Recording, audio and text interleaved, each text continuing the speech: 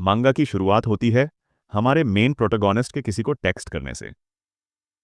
करीब से देखें तो लगता है कि वो अपनी गर्लफ्रेंड मियुकी को टेक्स्ट कर रहा है, जिसने उसे किसी बात पर मना कर दिया। आईजी चीयरफुल प्रेजेस और विशेस लिखकर रिप्लाई करता है। ये कोई नॉर्मल ओकेजन नहीं था, बल्कि उनका स्पेशल बर्थडे डेट था जिसे दोनों ने बड़ी मेहनत से प्लान किया था, और उसे यकीन नहीं हो रहा कि उसने ऐसे दिन उसे रिजेक्ट कर दिया। वो सोच रहा था कि उसने आज खुद को रेडी क्यों किया। तभी बार बार लाउड ट्रेन ट्रैक नॉइज सुनाई देती है। हमें पता चलता है कि आईजी ने हिम्मत जुटाकर अपनी one and only childhood friend को लव कन्फेस किया था। परफेक्ट टाइमिंग पर दोनों ने पिछले क्रिसमस डेटिंग शुरू की थी। सब कुछ बहुत स्मूथ चल रहा था, जब तक हाल ही में चीजें वियर्ड नहीं हो गईं। म्यूकी को एक नज़र देखकर कोई भी समझ सकता था कि वो चाइल्डहुड फ्रेंड से कहीं ज्यादा आइडल वाइब्स रखती है, इसलिए पूरी स्कूल उसे ब्यूटी क्वीन मानती है। आईजी खुद को लकी समझता था कि वो इतनी परफेक्ट लड़की को डेट कर रहा है। उसने हमेशा रिस्पेक्ट रखा, पेशेंस रखा, और अब तक दोनों ने किस तक नहीं किया था। लेकिन आज कुछ अलग था। उसे पता था कि वो कभी डेट डॉज नहीं करती, फिर भी आज एक्सक्यूजेस बना रही हैं। रेडी होने के बावजूद उसने डिसाइड किया कि जो रेस्टोरेंट प्लान किया था वहां चला जाए, क्योंकि इतनी मेहनत करने के बाद घर लौटना वेस्ट होगा। भीड़ में रास्ता बनाते हुए वो मूवी थिएटर तक पहुंचा जहां दोनों को मूवी देखनी थी। आईजी इमेजिन करता है कि कैसा होता अगर वो दोनों साथ होते और इस बार वो रिलेशनशिप को आगे बढ़ाता। आईजी हमेशा कोशिश करता था कि मियुकी कंफर्टेबल फील करे और कभी ऐसा स्टेप न ले जिससे वो उसका फायदा उठाने वाला लगे। थॉट्स शेक ऑफ करके वो पास की गली में गया। वहां उसे बिल्कुल अलग माहौल सुनाई दिया। म्यूजिक, हंसी मजाक, और लगभग हर जगह कपल्स पब्लिकली एम्ब्रेस कर रहे थे। जो जगह वो पहुंचा वो असल में लव होटल डिस्ट्रिक्ट था। आईजी ब्लश करता है, एम्बैरेस्ड फील करता है, और समझता है कि ये उनकी प्लान्ड जगह से बिल्कुल अलग है। उसके माइंड में फैंटेसीज आने लगती हैं कि उनका रिलेशनशिप तेजी से आगे बढ़ सकता है, और शायद वो दोनों लव होटल भी विजिट करें। मियुकी के बारे में इरोटिक फेस इमेजिन करके वो और ज्यादा ब्लश करता है और वहां से निकलने को होता है। तभी उसे कोई जानी पहचानी वॉइस सुनाई दी। पीछे दो कपल्स टीजिंग और प्लेफुलनेस कर रहे थे, और वहीं मियुकी किसी और लड़के के साथ लव होटल डिस्ट्रिक्ट में थी, उसे अपने चेस्ट के पास पकड़े हुए और लाइफ का बेस्ट टाइम एंजॉय कर रही थी। जबकि मियुकी ने उसे बताया था कि वो स्कूल प्रोजेक्ट में बिजी है और कुछ घंटे स्कूल में रहना होगा। रियलिटी में उसने झूठ कहा और किसी और के साथ यहां आ गई। आईजी ने वीक स्टटरिंग वॉइस में उसे पुकारा। उसकी सारी हंसी तुरंत गायब हो गई। पैनिक मोड में आकर वो उसका नाम स्टटर करने लगी, और आईजी खुद स्पीचलेस होकर हाँफने लगा। परफेक्ट टाइमिंग पर दोनों ने एक दूसरे से पूछा, तुम यहां क्या कर रहे हो? आईजी ने गुस्से में उसका हाथ पकड़कर खींचा और वो चिल्लाई कि इट हर्ट्स। अगले ही पल उस लड़के ने आईजी को जोर से मारा और जमीन पर गिरा दिया। आईजी ऊपर देखकर पूछता है, क्या चल रहा है? तो वो लड़का कहता है, मेरी लड़की से अपने हाथ हटाओ। आईजी दर्द और रियलाइजेशन में स्टटर करता है। वो लड़का बताता है कि मियुकी ने आईजी को इसलिए डेट किया क्योंकि वो चाइल्डहुड फ्रेंड था, और उसे बुरा लगता अगर वो रिजेक्ट करती। उसने कहा कि मियुकी खुद बताती थी कि ईजी कितना बोरिंग है, और पहली बार हाथ पकड़ने पर उसकी स्वेटी पाम्स उसे ऑकवर्ड लगती थीं। आईजी डिसबिलीफ में बैठा रह जाता है। उसकी दुनिया टूटने लगती है। वो लड़का हंसते हुए कहता है कि मियुकी ये बातें बेड में उसके साथ रहते हुए कहती थी। आईजी का दिल टूट जाता है। प्योर गर्लफ्रेंड जिस पर वो भरोसा करता था, वही उसके बारे में पेनफुल बातें कर रही थी। आईजी की आंखें फैल जाती हैं। वो गॉड से प्रार्थना करता है कि ये सपना हो। पैनिक शुरू हो जाता है। लड़का आगे कहता है कि अगर उसे अपना नोबडी बॉयफ्रेंड इतना पसंद है तो उससे रिलेशन खत्म कर दो। ठंडी आवाज में कहता है, या तो एजी से ब्रेकअप कर ले या मुझसे। मियुकी रोते हुए विक्टिम की तरह कहती है, रुको, हमारा रिलेशन मत तोड़ो, मैं मर जाऊंगी अगर तुमने मुझे छोड़ा। लड़का उसके सिर पर हाथ फेरता है। आईजी हर तरफ से टूट चुका होता है। वो लड़का स्मर्क करते हुए आईजी को बताता है कि उसने मियुकी को अपनी उंगलियों पर नचाया हुआ है। फिर वो कहता है, इसके बारे में तुम जो भी सोचती हो जोर से कहो। मियुकी कोल्ड वॉइस में कहती है कि आईजी बोरिंग क्लिंगी स्टॉकर है जो उसे परेशान करता है, और वो बोलती है कि वो एक अब्यूसिव और हॉरिबल बॉयफ्रेंड है। ये सुनकर पुअर आईजी यकीन नहीं कर पाता कि ये उसकी लाइफ का अंत जैसा मोमेंट है, और जिस तरीके से वो इसे हैंडल और खत्म कर रही है वो पूरी तरह ट्रॉमेटाइजिंग है। मियुकी सब खत्म करके उसे वार्न करती है कि स्कूल में उससे कोई बात न करे। उस दिन जब उन दोनों ने उसे इंसेक्ट की तरह कुचल दिया, उसकी सारी ट्रस्ट और चेरिश की चीजें तोड़ दी। आईजी घर वापस आया। उसकी मदर और ओल्डर ब्रदर ब्राइट स्माइल के साथ उसे ग्रीट करते हैं और पूछते हैं, हंग्री हो? कुछ खाना चाहोगे? तुम जल्दी में भागे थे, कुछ खाया भी नहीं। आईजी अपने भाई से कहता है, आई एम ओके, और क्वाइटली अपने बेड में चला जाता है। वो बस लेटा रहा और सोचता रहा कि उसके साथ क्या हो गया और कैसे उन दोनों ने इतनी आसानी से उसे खत्म कर दिया। उसने डिनर स्किप करना शुरू कर दिया और हर बार जब उसकी आंखें आंसू से भीगकर बंद होती, उसे नाइटमेयर्स आते कि दोनों उसे हंसते हुए इंसल्ट कर रहे हैं। मियूकी और वो लड़का मजाक उड़ाते हुए कहते कि वो उसके स्टेटस के लेवल का नहीं है। आईजी हर बार प्रे करता कि ये नाइटमेयर्स खत्म हो, बस थोड़ी शांति मिल जाए। जल्द ही उसे नींद से डर लगने लगा। कुछ वक्त बाद वो वापस स्कूल गया। चुपचाप चलते हुए उसका फ्रेंड पीछे से उसे सरप्राइज करता है। वहां हम देखते हैं कि एजी की हालत बहुत खराब थी। बड़ी ब्लैक बैग्स उसकी आंखों के नीचे थीं, जिससे लगता है कि वो बिल्कुल नहीं सो पाया। उसका फ्रेंड पूछता है कि उसकी लव लाइफ कैसी चल रही है, तो वो क्वेश्चन डॉज करता है। उसके सामने मियूकी कैजुअली अपनी फ्रेंड से बात करती हुई चल रही होती है। उसे याद आता है कि कैसे बचपन में मियूकी हमेशा उसे बुलाती थी, उसका पीछा करती थी। करेज मस्टर करके वो उसे पुकारने का डिसाइड करता है। जैसे ही वो उसके पास पहुंचता है, मियूकी उसे देखकर उसका नाम लेती है। मियूकी की बेस्ट फ्रेंड तुरंत उसके सामने आकर कहती है, दूर रहो, डिस्गस्टिंग लो लाइफ क्रीप, और उसे थ्रेटन करती है कि वो उसकी लाइफ इंस्टेंट में एंड कर सकती है। आईजी ने कभी कुछ किया ही नहीं था, फिर भी सोचता है कि आखिर कौन सा क्राइम है जिसकी सजा मिल रही है। स्कूल के बाद वो फिर से ब्लैंकेट में छुप जाता है, क्योंकि वहीं उसे सेफ फील होता है। उसे नोटिफिकेशन मिलता है और जैसे ही चेक करता है, अननोन मैसेजेस शॉवर होने लगते हैं। You're disgusting, just end it all. पल भर में उसकी पूरी फीड पेनफुल और डार्क मैसेजेस से भर जाती है। सब उसे ब्लेम करते हैं कि तू pervert, creepy, abusive piece of trash है, बस डिसअपियर हो जा।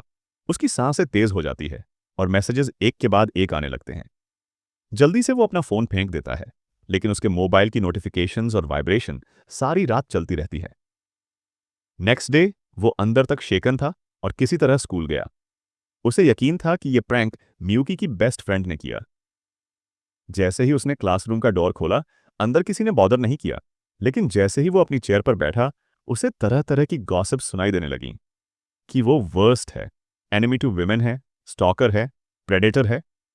पूरी क्लासरूम उसके खिलाफ थी और बातें चलती रहीं। वो बोल उठता है कि उसने कुछ नहीं किया। मियूकी की फ्रेंड उसकी डेस्क पर स्लैम करके कहती है, शट अप। वो बताने लगती है कि कैसे वो स्कूल की दो सेलिब्रिटीज को स्टॉक करता है और कई लोग कंफर्म कर चुके हैं कि वो मियूकी को स्टॉक करता है। ये साफ था कि उसके लिए सारी उम्मीदें खत्म हो चुकी थीं और वो ऐसे स्टेट में था जहां कुछ क्लियर नहीं था। लंच ब्रेक में वो रूफटॉप पर भागकर जाता है और डेड, टायर्ड आइज के साथ लंच खाता है। उसका क्लब भी उसे याद दिलाता है कि कोई क्लब एक्टिविटीज नहीं है, क्योंकि उसके बारे में अजीब रूमर्स चल रहे हैं। जिन क्लासेस पर वो भरोसा करता था, वो भी अब नहीं रहीं। वो हिम्मत जुटाकर क्लब प्रेसिडेंट से हेल्प मांगने जाता है, लेकिन जैसे ही डोर खोलने वाला होता है, उसे पीछे से सुनाई देता है कि अंदर हर कोई अग्री कर रहा है कि वो क्रीपी है और शुरू से ही क्रिमिनल लगता था। वे लड़ रहे थे कि उसे बाय मिस्टेक रिक्रूट कर लिया और अब किक आउट कर देना चाहिए। ये सुनकर उसकी आंखों से आंसू बहने लगते हैं और उसे यकीन हो जाता है कि वो ऐसी लड़ाई लड़ रहा है जिसमें वो अकेला है और उसके दुश्मनों की कोई गिनती नहीं। वो अपने टीचर से बात करने जाता है, जो शायद उसकी मदद कर सके। जैसे ही वो ऑफिस में पहुंचता है, वहां मियूकी और उसकी फ्रेंड पहले से मौजूद होती हैं और शेयर कर रही होती हैं कि आईजी उन्हें फॉलो करता है और वो दोनों डरती हैं। मियूकी खुद अग्री करती है कि ये सब टेरिफाइंग है। एजी तुरंत वहां से डैश ऑफ कर जाता है, ये जानते हुए कि ये ऐसी लड़ाई है जिसमें वो हार चुका है और ये उसके हाई स्कूल लाइफ का अंत होगा। उसे कॉर्नर करने के लिए बुलीज उसके पेरेंट्स को भी थ्रेटन करने लगते हैं कि अगर उसने स्निच किया या हेल्प मांगी, तो वो उसके पेरेंट्स के पास जाकर मामला वहीं सेटल करेंगे। घर लौटकर उसकी मदर को यकीन हो जाता है कि वो कुछ बहुत डार्क हाइड कर रहा है और पूछती हैं कि सब ठीक है। वो उनकी चिंता सुनता है और क्वाइटली चल देता है। हेल्प मांग सकता था, लेकिन जानता था कि पेरेंट्स को इसमें ड्रैग नहीं करना चाहिए। वे बार बार कहते हैं, स्कूल एंजॉय करो, और वो फेक स्माइल मैनेज करके उन्हें रियश्योर करता है कि सब फाइन है। मियूकी दूसरी ओर सबसे बड़ी लूजर थी। उसने सब कुछ खो दिया, बल्कि खुद को भी खो दिया। वो खुद स्लीपलेस थी और बार बार सोचती थी कि क्या ये सब सपना है। उसे शौक था कि जो लाइफ वो सोच रही थी वो असल में उल्टी हो गई। वो लगातार सोचती थी कि अगर वो किसी और जगह जाती तो शायद सब अवॉइड हो सकता था। उसे ये भी पता था कि उसका चाइल्डहुड फ्रेंड बहुत बुरी तरह से हैरेस्ड और बुलीड हो रहा है और पूरी स्कूल इसका मजा ले रही है। जब भी वो उसे देखती रोने लगती, लेकिन खुद को याद दिलाती कि उसे रोने का हक नहीं। सब शुरू हुआ जब उसने एक्सप्रेस किया कि उनका रिलेशनशिप बहुत स्लो एंड स्टेडी चल रहा है। मियूकी की बेस्ट फ्रेंड ने उसे अपने सीनियर से मिलवाया। कॉन्डो एक सॉकर एस था और हर जगह फेमस था। मियूकी को ऐसे पॉपुलर लड़के के साथ घूमने में खुशी मिलने लगी। जल्दी ही वो उसके आसपास कंफर्टेबल फील करने लगी, क्योंकि उसके सिडक्टिव टॉक्स और प्रेजेस उसे हमेशा खुश कर देते थे। अनएक्सपेक्टेडली जैसे ही वो एक दूसरे को समझने के स्टेज पर पहुंचे, उन्होंने किस किया। वो गिल्टी थी, फिर भी उसने खुद को उसे ऑफर कर दिया। कॉन्डो हमेशा आईजी की बुराई करता और दोनों कुछ डिस्गस्टिंग इंडल्ज करने लगे। दोनों एंजॉय कर रहे थे, ये जाने बिना कि कर्मा हमेशा बैकस्टैबर्स तक पहुंचती है। आईजी के उन्हें पकड़ने से पहले मियूकी को कुछ हद तक अपने प्लान्ड डेट की चिंता थी, लेकिन कॉन्डो हमेशा कहता कि किसी और चिक के साथ हैंग आउट कर लूंगा, तुझे फेंक दूंगा। एक्सपोजर के कुछ दिनों बाद कॉन्डो ने मियूकी से ब्रेकअप कर लिया और पूरी तरह उसे डंप कर दिया। बिल्कुल लो क्लास मियूकी ने दोनों खो दिए और कुछ हासिल नहीं किया। उसे लगा कि शायद आईजी उसे माफ कर देगा, लेकिन आईजी कोई और बन चुका था और उसने चुपचाप अपनी इमेज इंटैक्ट रखी और उसे क्रिमिनल फ्रेम कर दिया। जिस हीरे ने उसे चेरिश और रिस्पेक्ट किया, उसे उसने खो दिया। एक ऐसा लड़का जो उसकी पूरी जिंदगी उसका हाथ थामे रहता। वो अपने किए पर रोती और पछताती रही। दूसरी तरफ बुलिंग और भी सीवियर हो गई और लोग हर बहाने से उसे हर्ट करते और रिमाइंड करते कि वो ट्रैश है। जैसे ही वो क्लास में एंटर करता है, उनका बोर्ड हार्श वर्ड्स से भर चुका था। लोगों ने लिखा था कि वो ट्रैश है और यहां तक कि उसके पेरेंट्स की लोकेशन भी रिवील कर दी ताकि स्टूडेंट्स उन्हें भी टारगेट कर सकें। ये देखते ही उसकी दुनिया पूरी तरह से बदल गई। जिन लोगों को वो प्रोटेक्ट करना चाहता था, वो अब इन माइंडलेस के निशाने पर थे। गुस्से के साथ आईजी उस गार्बेज पीस की तरफ डैश करता है जिसने ये सब प्लान किया था, और आईजी उससे कन्फ्रंट करता है। कॉन्डो हंसता है और बताता है कि तुम्हारी लाइफ को इधर उधर ट्विस्ट करना कितना फन था, और मजाक उड़ाता है कि तुमने अपनी गर्लफ्रेंड के साथ साथ सब कुछ खो दिया। ये सब कॉन्डो के लिए बस एक शो था। उसे मियूकी के साथ टाइम स्पेंड करने से ज्यादा मजा आईजी की लाइफ डिस्ट्रॉय करने में आया। स्मर्क करते हुए वो बताता है कि उसे दूसरों की लाइफ रूइन करना पसंद है। एजी ये सब सुनकर कोलैप्स कर जाता है और गिर पड़ता है। बाद में नर्स ऑफिस में जागता है। नर्स थोड़ी बात करके चली जाती है और एजी की आईज अब लाइफलेस हो चुकी थीं। एक ऐसे इंसान की आईज जिसने हार्श वर्ल्ड में जीने की उम्मीद छोड़ दी। उसे यकीन था कि चाहे जितना बेग कर ले, कोई हेल्प करने नहीं आएगा। उसके टीचर्स अपने फेवरेट स्टूडेंट्स की स्टोरी से ब्लाइंडेड थे और दूसरी साइड इग्नोर कर रहे थे। उसके पेरेंट्स भी ऐसी ह्यूमिलिएशन झेलने वाले थे जो उसने की ही नहीं। रोते हुए वो सोचता है कि कोई हेल्प करेगा भी या नहीं, और उसका वो क्लब जिसे वो सबसे ज्यादा प्यार करता था, उन्होंने उसे किक आउट करने का डिसाइड कर लिया है। आईजी रोने लगता है और आंसू ओवरफ्लो हो जाते हैं। उसे फाइट बैक करने का चांस भी नहीं मिला। ये सब उसे इतना डरा देता है कि वो पैरानॉइड हो जाता है और सोचता है क्यों उसका कोई भी एफर्ट इनफ नहीं है। वो स्कूल के छत की तरफ बढ़ता है।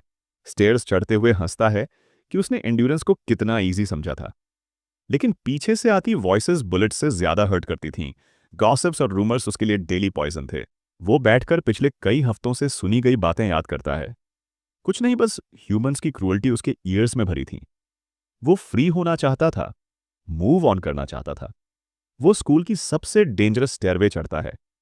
आखिरकार वो डोर खोलता है और रेडी होता है मौत पाने के लिए। लेकिन वहां उसे एक गर्ल दिखती है जो उसे घूरती है। एक ब्यूटीफुल गर्ल प्योर आईज से उसे देखती है और वो भी उसे देखता है। आईजी को अंदाजा नहीं था कि इस गर्ल से मिलना उस रिवेंज की शुरुआत होगी जो वो खुद नहीं लेगा, बल्कि लोग उसके लिए लेंगे, क्योंकि उसने सब कुछ खो दिया। फेट उसे कुछ बेटर गिफ्ट करने वाली थी और उसकी life best of the best होने वाली थी। आईजी कुछ देर तक उसे देखता है, जिससे वो थोड़ी अनकंफर्टेबल हो जाती है और पूछती है कि वो कौन है और उसे इतनी देर से घूर क्यों रहा है। हल्की सी स्टटर के साथ वो रिप्लाई करता है कि वो सेकंड ईयर स्टूडेंट है और उसका नाम आईजी है। वो एक्सप्लेन करता है कि वो एक्चुअली क्लासेस स्किप करने आया है और कुछ देर यहाँ शेल्टर लेना चाहता था।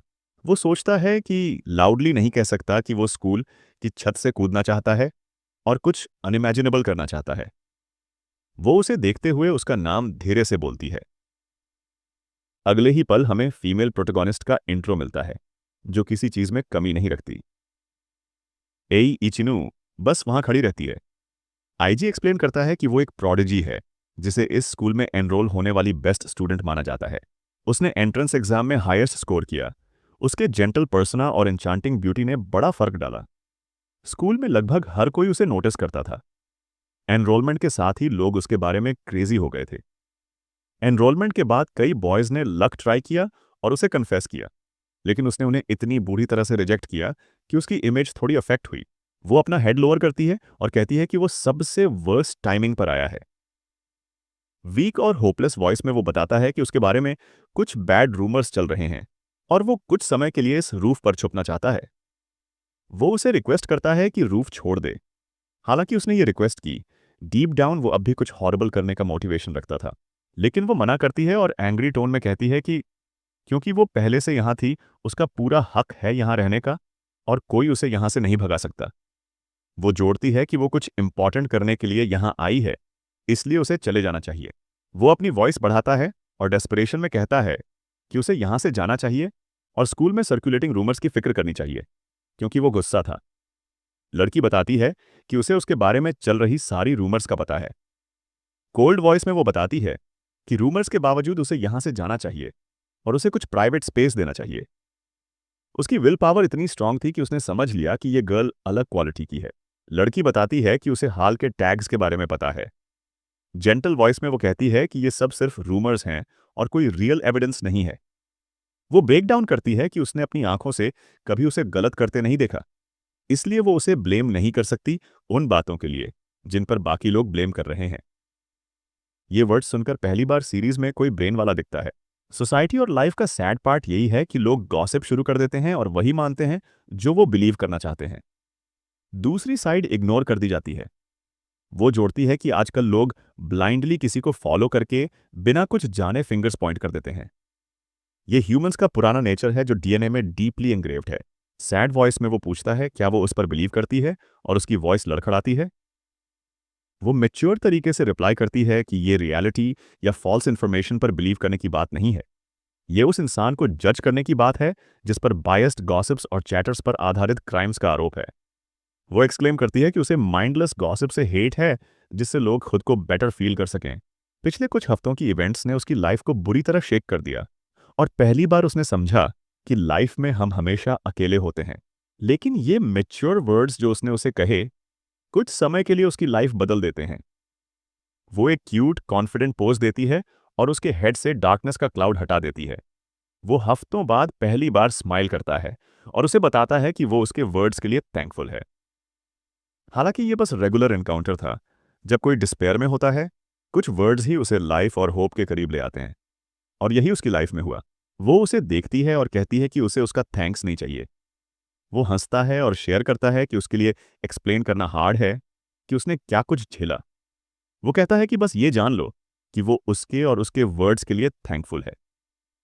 जैसे ही दोनों इंटरैक्ट कर रहे थे, सडनली रेन शुरू हो जाती है।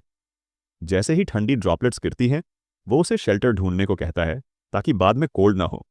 लेकिन वो वहीं खड़ी रहती है और कहती है कि अगर उसका काम हो गया हो तो चला जाए। वो उसे देखता है और पूछता है कि वो बारिश में क्यों खड़ी है। वो चिल्लाते हुए कहती है कि वो इतना डेंस है कि समझ ही नहीं पा रहा कि वो यहां अकेली क्यों थी।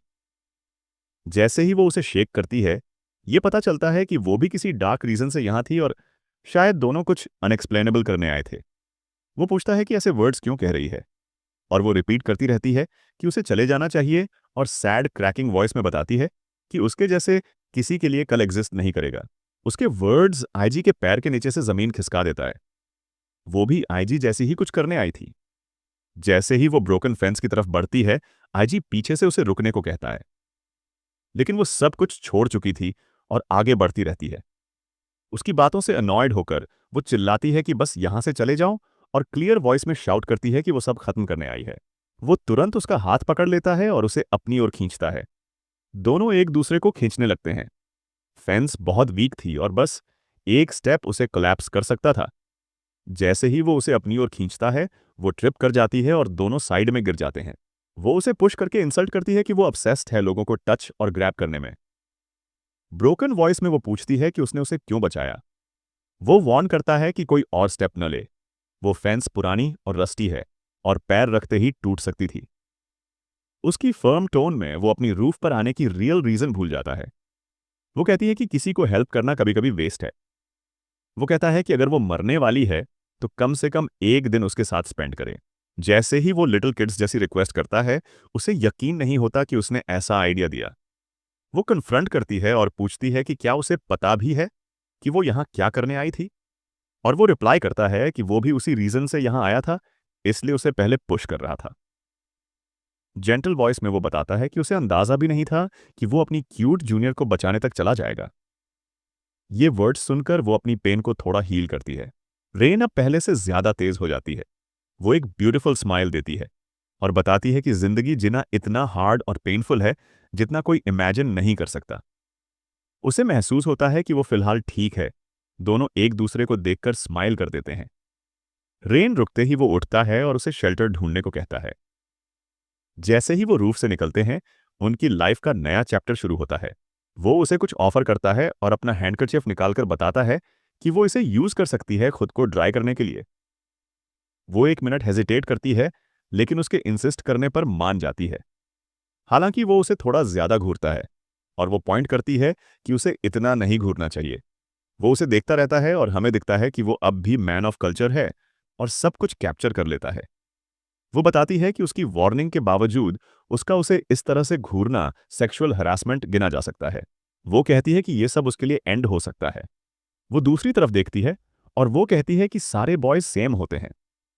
वो स्माइल करती है और पूछती है कि क्या उसके पास कोई प्लान है, और चूंकि उसने उसे क्लासेस स्किप करने के लिए इनवाइट किया, श्योरली उसके पास कुछ होगा। ये सुनकर वो सोचता है कि उसने डेस्परेशन में वो वर्ड्स कहे थे और उसके पास कुछ भी प्लान नहीं था। वो हंसता है और शेयर करता है कि ये सेंटेंस कोई डिलिंक्वेंट ही किसी लड़की से कहेगा। ये जोक उसे जोर से हंसा देता है और वो ब्राइट ब्यूटीफुल स्माइल देती है। जैसे ही वो उसे देखता है, वो सोचता है कि उसने उसे पहली बार हंसते देखा है। उसे याद आता है कि क्लासमेट्स ने उसके बारे में क्या-क्या कहा और शुरुआत में उसके बारे में भी रूमर्स थे। हालांकि वो बॉयज को रिजेक्ट करने के लिए जानी जाती थी, वो उन्हें बहुत बुरी तरह से रिजेक्ट करती थी। वो बॉयज की फीलिंग्स का जवाब यूजुअल बातें कहकर देती और बताती कि किसी अननोन को डेट करना क्रेजी है, और ये भी पॉइंट करती कि ज्यादातर बॉयज बस उसकी अपीयरेंस के लिए आते हैं। वो बताती है कि लोग दूसरों के बारे में जो कहते हैं, कई बार वो बिल्कुल गलत होता है। कुछ समय बाद वो उसका हैंडकरचिफ निकालती है और थैंक्स कहती है।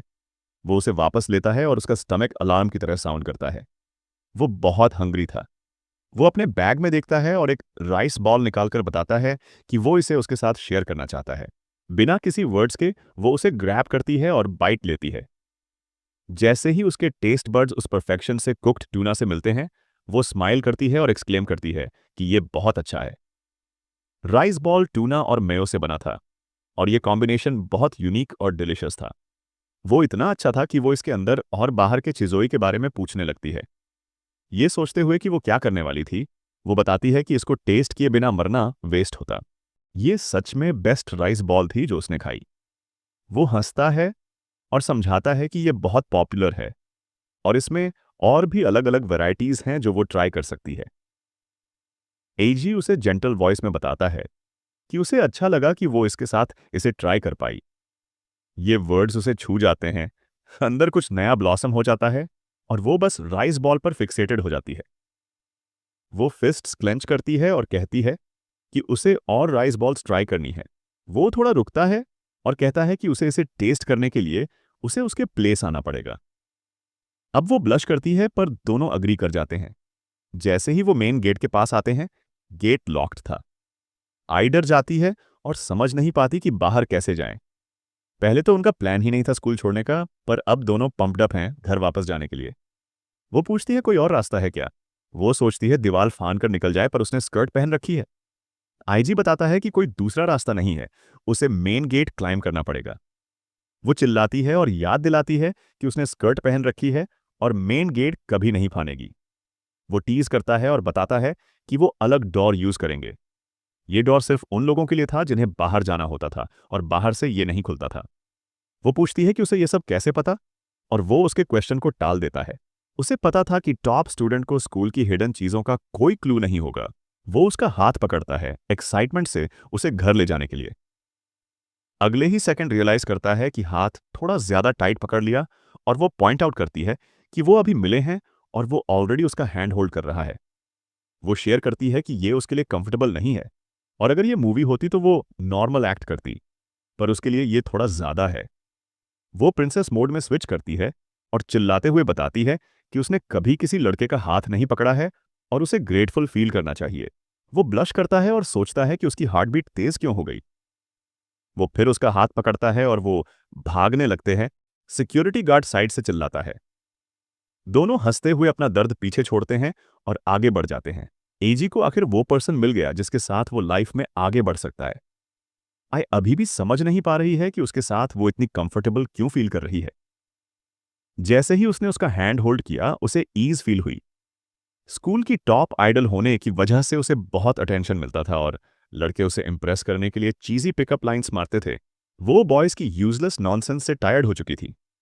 जब कोई बार बार वही लाइज सुनता है तो एटमॉस्फेयर ऐसा बन जाता है कि इंसान बस भागना चाहता है। यही आई के साथ हुआ।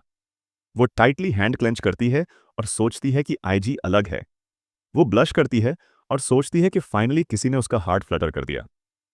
जैसे ही वो दूसरी साइड भागते हैं, हमें कॉन्डो का इंट्रोडक्शन मिलता है। उसने अपना परिचय दिया कि वो इस वर्ल्ड के सेंटर में खड़ा आदमी है, the great and mighty one. Starting से ही उसके लुक्स और इन्फ्लुएंस में कोई कमी नहीं थी।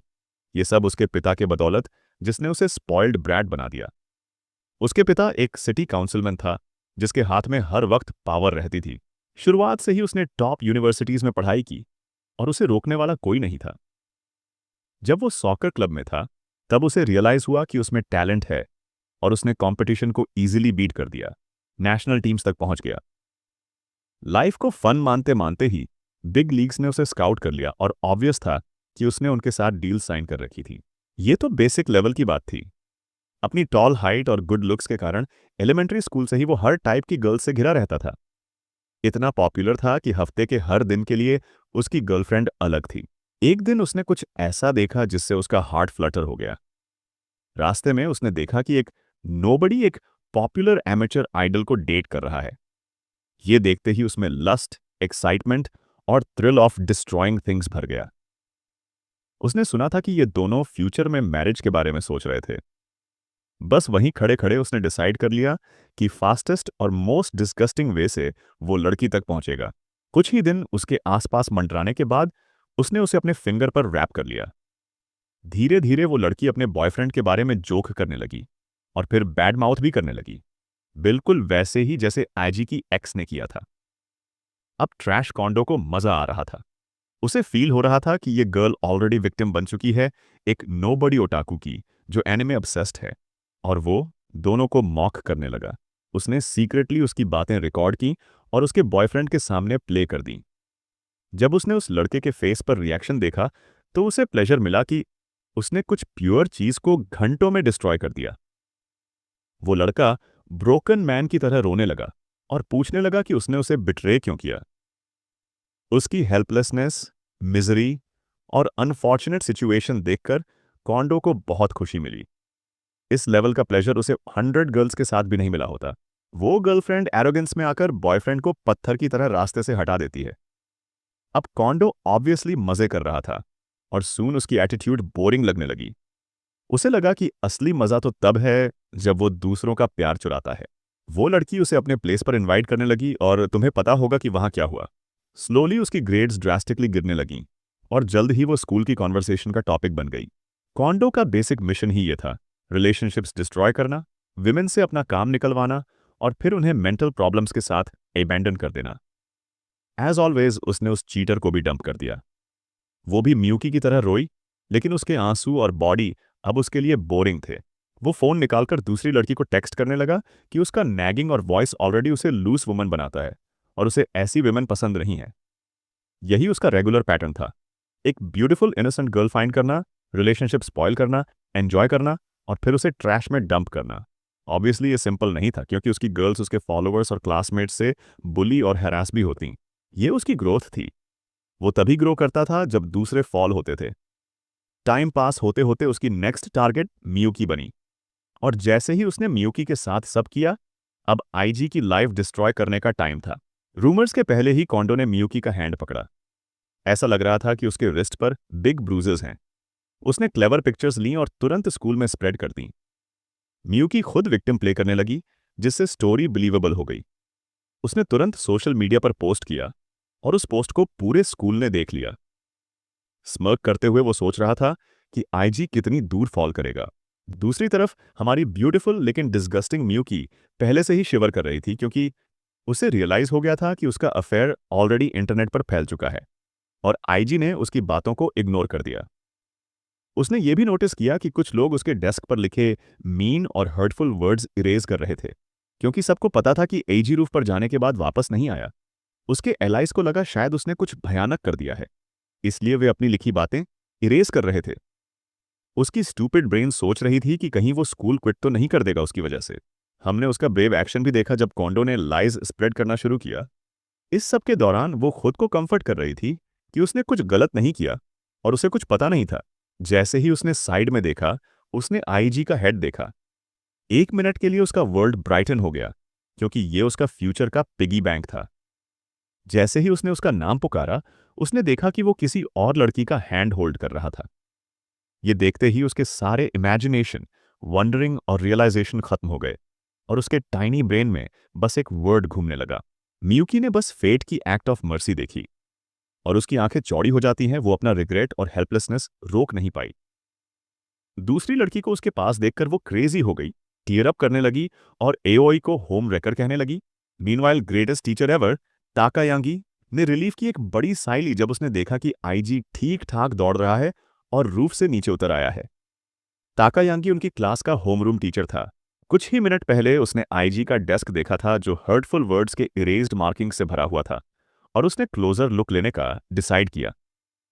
अटेंडेंस लेते हुए उसने उसका नाम लिया, और वाकई वहां वर्ड्स लिखे हुए थे। उसे पता था उसका स्टूडेंट सफर कर रहा है, और उसने सबसे आईजी के वेयरअबाउट्स के बारे में पूछे। मगर उसके स्टूपिड क्लासमेट्स ने बातें बना दी और कहा कि वो नर्सेज ऑफिस में है। उसने क्लास को जिम के लिए लाइन अप करने को कहा और खुद चेक करने निकला।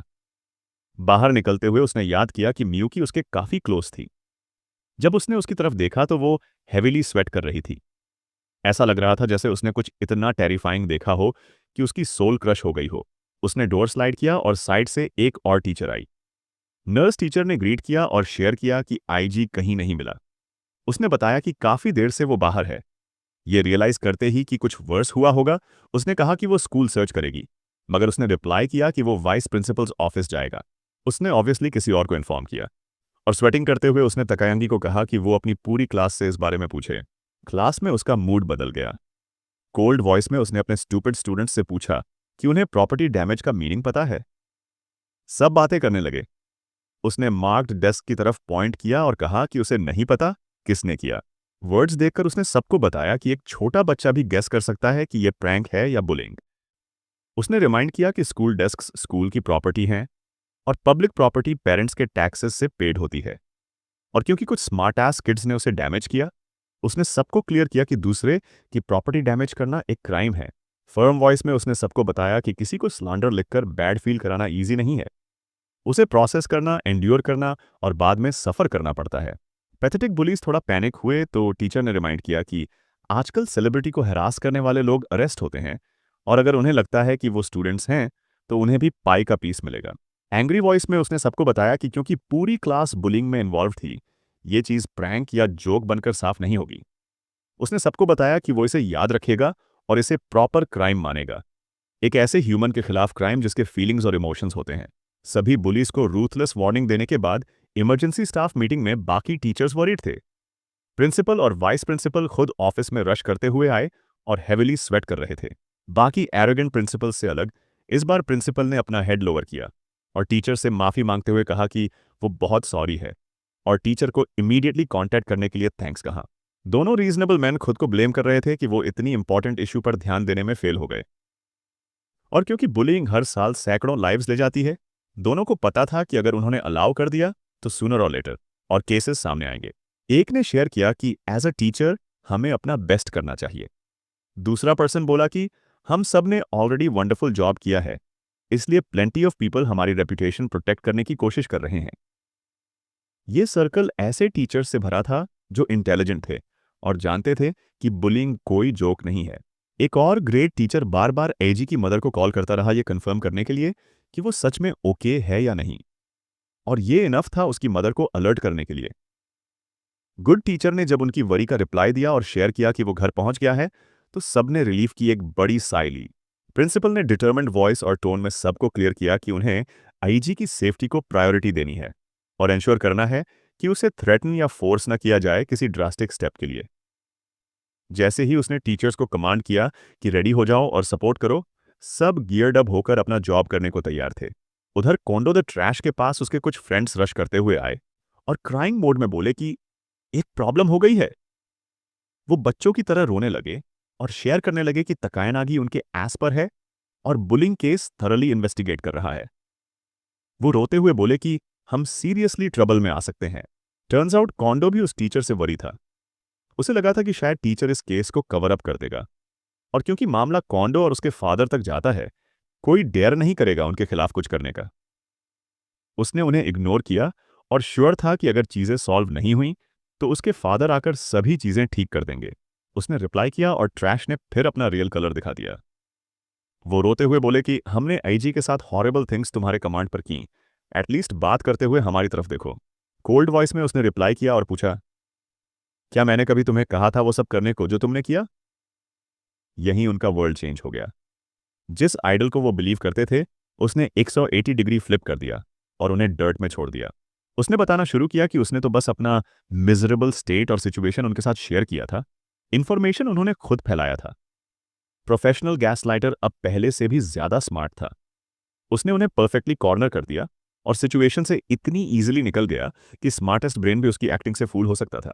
उसने दोनों को क्लियर कर दिया कि अगर तुम्हारे पास मेरे अगेंस्ट हार्ड एविडेंस नहीं है तो तुम टॉप टू बॉटम फिनिश्ड हो। यह कहते हुए उसने रिफ्लेक्ट किया कि फाइनली दो और स्लेव्स मेरे कंट्रोल में आ गए।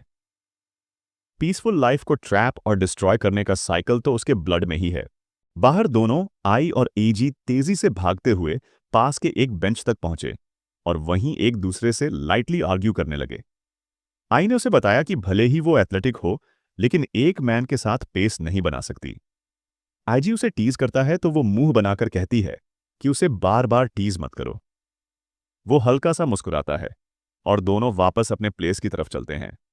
किचन ओनो, यही नाम था उस किचन का जो एजी की मदर चलाती थी। एजी अंदर जाता है, मदर को ग्रीट करता है और सिर झुकाकर आई और अपनी पूरी सिचुएशन समझाता है। उसकी मदर मुस्कुराती है, समझ जाती है कि कुछ कुक हो रहा है, और तभी आई जो छुपी हुई थी धीरे धीरे बाहर आती है। यहीं हमें पता चलता है कि आईजी के फादर 40 की उम्र में गुजर गए थे। वो फेमस शेफ थे, लाइफ में पहले ही काफी सेविंग की थी। उन्होंने आईजी की मदर से लव मैरिज की और दोनों ने मिलकर वेस्टर्न रेस्टोरेंट स्टार्ट किया। फादर के पासिंग के बाद कुकिंग और बाकी सब काम आईजी का ब्रदर संभालता है और मदर स्टाफ और वेट्रेसिंग संभालती है। मदर मुस्कुराकर अपने सन को कहती है कि वो लंच अरेंज कर देगी। आई एंजल की तरह बाहर आती है। उसकी एंट्री इतनी एंजेलिक होती है कि दोनों मदर और सन इमेजिन करने लगते हैं। मदर अपने आप में कहने लगती है, वो एक एंजल है। फिर मदर उन्हें वेलकम करती है और रूम में ले जाती है। आई मेन्यू देखती है और हैरानी से डिलिशियस आइटम्स को देखती रह जाती है। आईजी ऑर्डर प्लेस करता है और अपोलोजाइज करता है कि उसे इतनी स्मॉल जगह लाया। आई उसकी कंप्लेंट रिजेक्ट करती है और कहती है कि यह जगह उसके कोल्ड हाउस से 10 गुना ज्यादा वार्म और रिफ्रेशिंग है। धीरे धीरे वो आईजी के फैमिली रिलेशन की बातें नोटिस करती है और शेयर करती है कि उसकी फैमिली भी कभी वार्म थी। आईजी उसका फेस देखता रहता है और फील करता है कि कुछ गलत है। फूड आने के बाद आई बच्चे जैसी खुश दिखती है। मदर टी के बारे में पूछती है और पता चलता है दोनों टी के बारे में नॉलेजेबल हैं। मदर उन्हें फूड एंजॉय करने के लिए छोड़ देती है। दोनों साइलेंट होकर थैंक्स के लिए क्लैप करते हैं और फूड एंजॉय करना स्टार्ट करते हैं। फर्स्ट बाइट में ही आई खुश हो जाती है। डीप डाउन एजी सोच रहा था कि दोनों अभी अभी कुछ टेरेबल करने वाले थे और अब फूड एंजॉय कर रहे हैं। आई ब्लश करती है और फैमिली और फूड की बातें शुरू होती हैं। एजी के फादर फूड इंजीनियर थे, हर डिश न्यूट्रिशन से बैलेंस्ड बनाते थे। इस पर एजी प्राउड फील करता है। आई कहती है कि श्योरली उसके फादर अच्छे इंसान थे। खाते खाते अचानक ठंडी आवाज में आई पूछती है कि क्या उसके जैसी ह्यूमन को जीने का हक भी है। उसके माइंड के बैक में कुछ पेनफुल चल रहा था। वो रोते हुए बताती है कि रूफ पर उस दिन वो डिसाइड नहीं कर पा रही थी कि क्या करे। जंप करने की हिम्मत जुटाई थी, लेकिन सब फेल हो गया जब एजी वहां आया। वो शेयर करती है कि उसने रिस्क लेकर एक स्ट्रेंजर की लाइफ सेव की। टीयर्स ओवरफ्लो करने लगते हैं। क्रैकिंग वॉइस में कहती है कि उसकी काइंडनेस उसे फिर से जीने पर मजबूर कर रही है। एजी जवाब देता है कि उसे उसकी डार्क सिचुएशन का डिटेल नहीं पता, लेकिन थैंक्स टू हर उसने खुद को भी सेव कर लिया। वो मुस्कुराता है और कहता है कि उसे खुशी है कि वो अलाइव है और सांस ले रही है। कई बार ऐसे वर्ड्स ही इनफ होते हैं, और यहां यही हुआ। दोनों फ्रेश स्कार्स वाले सोल्स लाइट की तरफ बढ़ते हैं, एक दूसरे को पकड़कर। उसकी मदर कहती है कि वो खाने के बाद उनके लिए एक स्पेशल टी तैयार करेगी। एक एलिगेंटली डेकोरेटेड कप को केयरफुली टेबल पर रखा जाता है। आईजी की मदर को एक स्माइल के साथ थैंक्स कहती है, जबकि आईजी सोचता है कि आई थोड़ी शांत हो गई है। उसकी मदर खुश है कि उसने उसकी फेवरेट टी चुनी है, ये समझाते हुए कि हालांकि इसमें वाइन जैसा अरोमा है, अल्कोहल पहले ही इवेपोरेट हो चुका है। फिर वो सजेस्ट करती है कि थोड़ी चीनी मिलाने से मन को रिलैक्स करने में मदद मिल सकती है। प्योर हैप्पीनेस की लुक के साथ वो उसे टेस्ट करती है और कहती है कि ये डिलिशियस है। वो कमेंट करती है कि इतने रिच अरोमा के साथ वो चीनी नहीं डालना प्रेफर करती है, जिससे मदर उसकी आंसर पर हंसती है।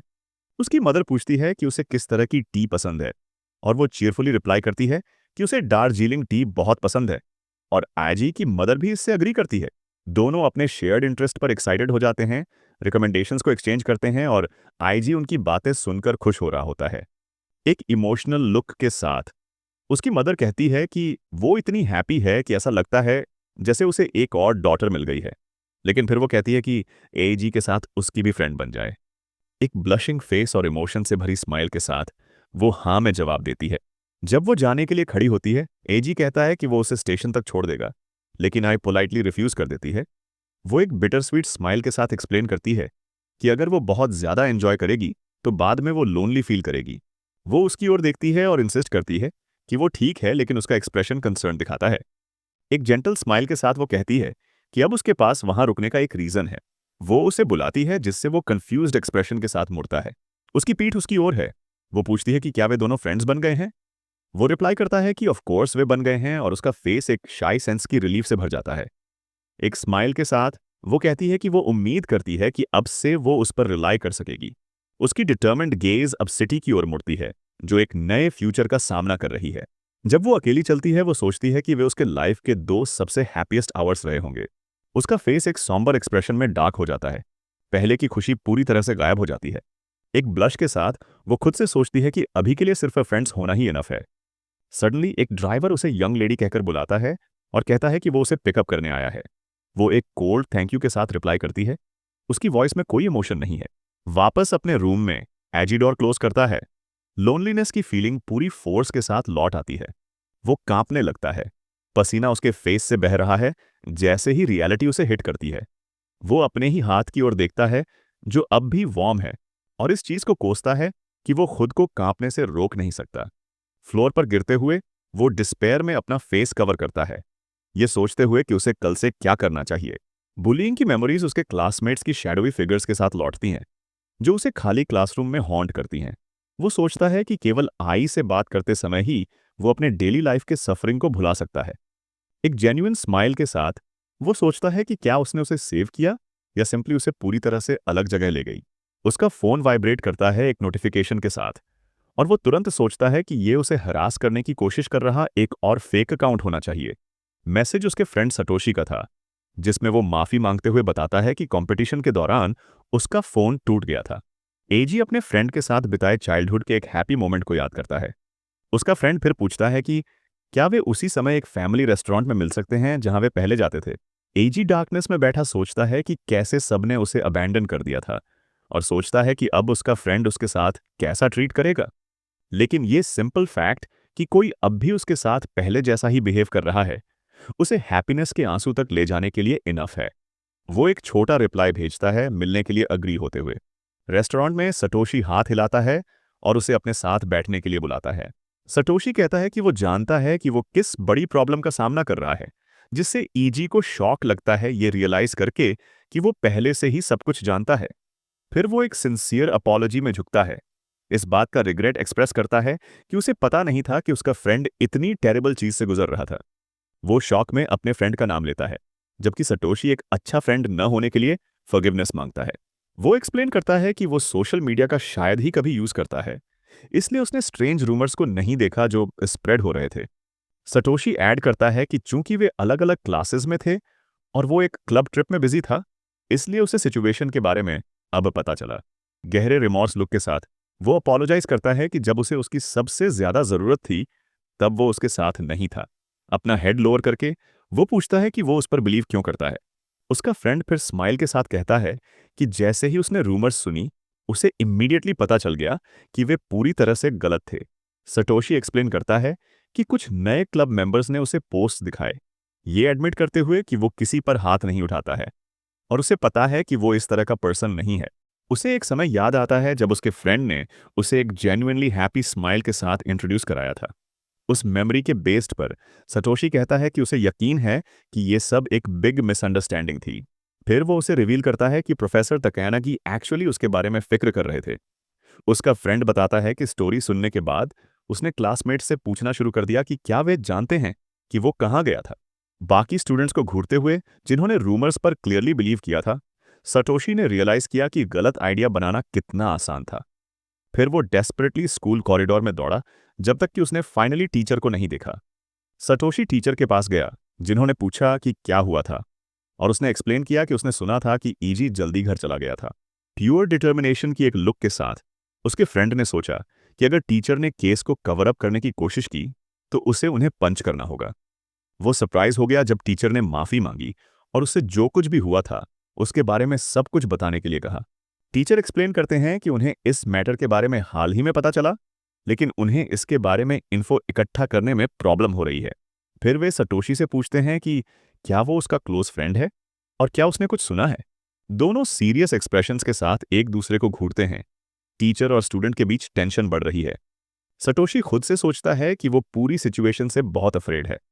अपने फियर के बावजूद वो टीचर को बताता है कि उसे भी इसके बारे में अभी हाल ही में पता चला, लेकिन वो बताएगा कि वो क्या जानता है। वो अपना फोन प्रोफेसर को दिखाता है, जो पोस्ट्स देखकर शॉक्ड हो जाते हैं। कन्विक्शन से भरी वॉइस के साथ सटोशी अपने फ्रेंड को डिफेंस करता है, इंसिस्ट करता है कि वो उस तरह का पर्सन नहीं है जो ऐसा करेगा। टीचर उसे ये सब बताने के लिए थैंक्स करते हैं और पूछते हैं कि अगर पॉसिबल हो तो वो ये मैसेज ईजी को दे दे। सटोशी से कहते हैं कि ट्रस्ट करे और एडल्ट्स पर रिलाई करे, क्योंकि टीचर्स प्रॉब्लम रिजॉल्व करने की रिस्पॉन्सिबिलिटी लेंगे।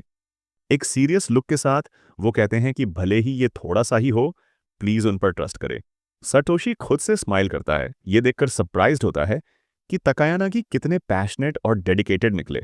स्टोरी सुनकर वो अपने आंसू नहीं रोक पाता, इमोशन से पूरी तरह भर जाता है। उसका फ्रेंड उसे एक वार्म स्माइल के साथ देख रहा होता है।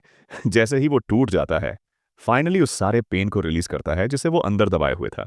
इस बीच म्यूकी सिटी स्ट्रीट से होकर डेस्परेटली दौड़ती है। गिल्ट से भरी हुई वो खुद से सोचती है कि उसे अपोलोजाइज करना ही होगा, चाहे कुछ भी हो। उसका डेस्टिनेशन फैमिली रेस्टोरेंट के किचन के सामने है। एंग्विश के एक एक्सप्रेशन के साथ वो कहती है कि उसे ईजी से अपोलोजाइज करना होगा। That's it for today.